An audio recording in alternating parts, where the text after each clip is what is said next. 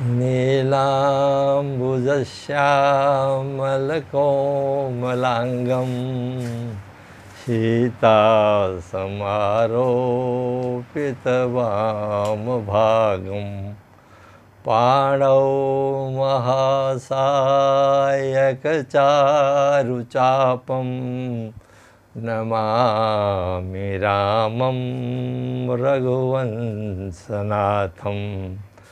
नमामि रामं रघुवंशनाथं। नमामि यामिनीनाथ लेखालङ्कृतकुन्तलां भवानीं भवसन्ताप निर्वापनसुधानदीं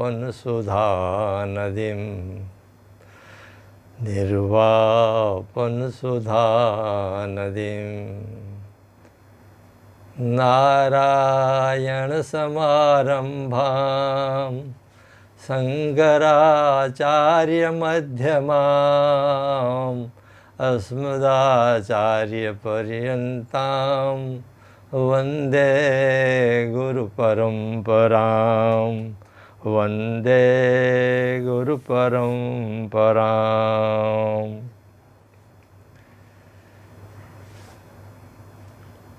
भगवान अवतार क्यों लेते हैं? विप्रधेनुसुर संतहित लिन्न मनुज अवतार। विप्रों के लिए, देवताओं के लिए, संतों के लिए और गायों के लिए भगवान अवतार लेते हैं। विप्रधेनुसुर संतहित लिन्न मनुज अवतार। जब पृथ्वी पर भार बहुत बढ़ जाता है पाप का, पापियों का, तब पृथ्वी गाय का रूप धारण कर भगवान से प्रार्थना करती है कि हे प्रभु,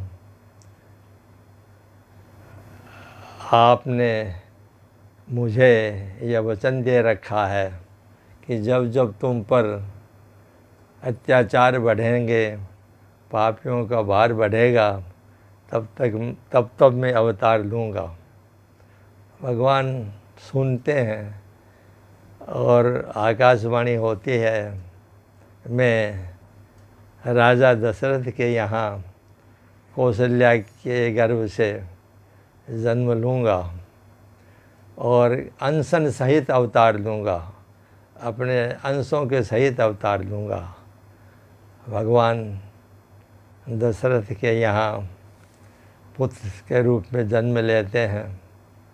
वे रघुवंश के नायक हैं, इसलिए रघुवीर हैं।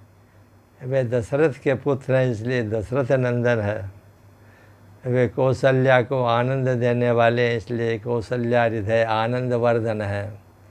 वे भगवती सीता के सौभाग्य हैं, इसलिए सीतापति हैं।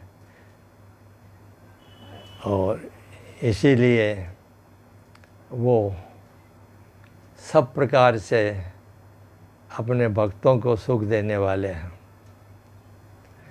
जो आनंद सिंधु सुख राशि, सीकर ते तेलोक उपासी।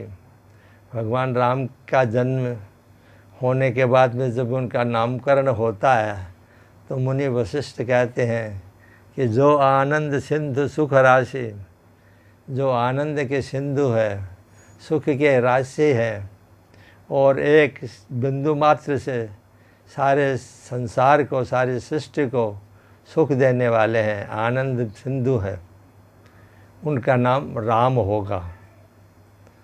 राम जो सबको आनंद दे, राम जो योगियों को आनंद दे, जिसमें योगी रमन करें।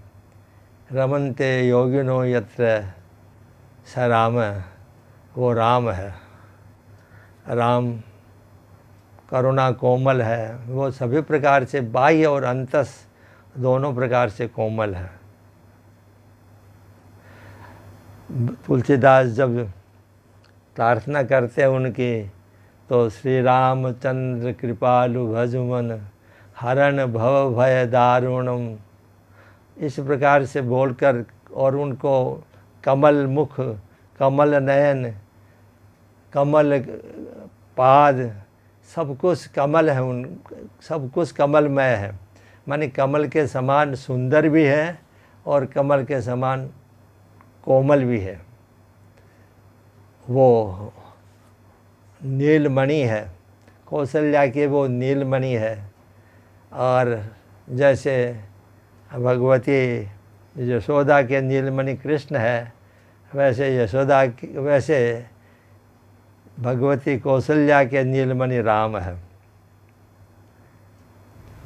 वो सौंदर्य सिंधु है, शील सिंधु है, शक्ति सिंधु है। वो शक्ति के भी समुद्र है, शील के भी समुद्र है और सौंदर्य के सिंधु तो हैं ही।